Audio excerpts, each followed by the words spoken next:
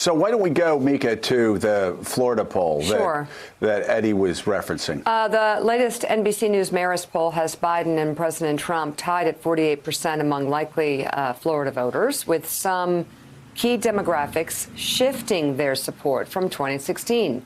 Biden is up with black voters by 72 points, women by 17, independent voters by 11.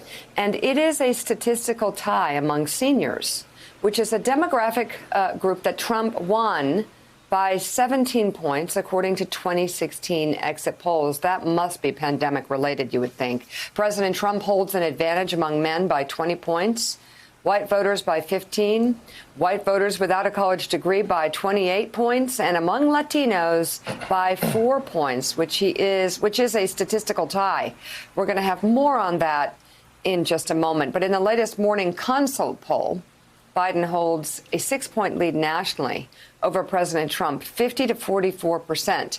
Among key battleground states, Biden is up by 10 in Michigan, up by 8 in Wisconsin, by 6 in Colorado, by 5 in Florida, Pennsylvania, and Minnesota, by 3 in Arizona, by 1 in North Carolina. The two are tied in Texas. And President Trump holds a 2-point lead in Georgia and a 5-point lead in Ohio. Yeah, Jonathan Lemire, a lot to go through there. I've got to start with, we're talking about polls that seem to be a little bit outside the margins. That Pennsylvania poll showing 9 points. That's really looks like an outlier. Maybe it's a sign of things to come. Same thing with Arizona, sitting at about 2 or 3 percentage points there. That's been a more comfortable lead for Biden, and still is showing up as a more comfortable lead in most states. But I mean, in most polls about Arizona. But you look at all of these numbers, and again, it shows a steady, solid lead for Joe Biden. Here we are, a week past the conventions, a week past Kenosha, and I remember you and me talking in early August saying, hey, Trump keeps saying I've got 3 months. His staff was trying to say, well, no, Mr. President, early voting starts soon enough. Well, early voting has started, and these numbers are not moving in Trump's direction, except for what we're about to talk about after this about Hispanics in the state of Florida. But other than that, boy, these polls are pretty solid.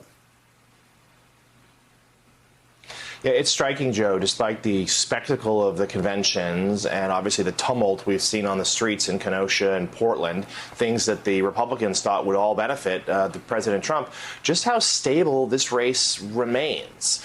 Yes, I think that you're right on that Pennsylvania poll. That seems to be an outlier.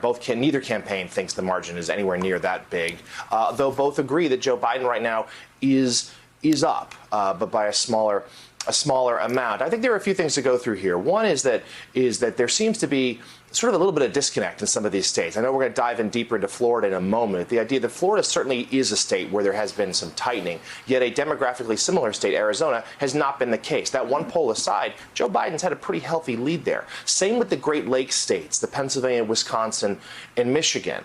Michigan, throughout this race, has been Joe Biden's probably best battleground state. He's had a pretty sizable lead, to the point where earlier this spring and summer, Joe, we talked at length about how the Trump campaign had all but thrown in the towel in Michigan. They've reversed course there now. They feel like they see some movement. They've invested more money there.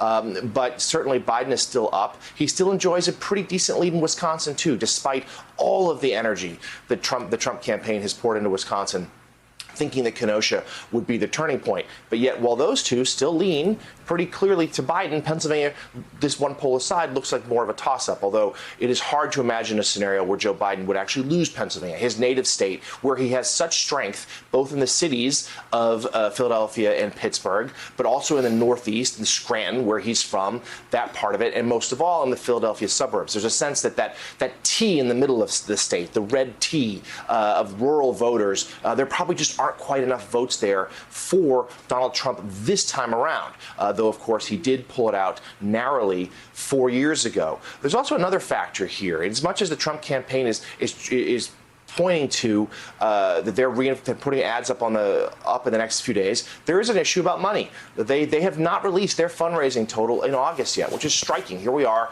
September 9th, or coming up on September 10th and 11th, and they still haven't done it. That's days late after the Biden campaign put up a record $350 million or more fundraising haul from August. The Trump campaign has remained silent, and they're looking to expand the map because they are so nervous about states like Arizona, and they're trying to figure out paths to 270. They realize they've got to figure out some other states to put in play, which is why we're seeing this late investment in Minnesota, and now heading this weekend, Nevada. That's another state, Nevada, where the Trump campaign feels like they have to play, because otherwise, if they lose Arizona, there's no path to 270.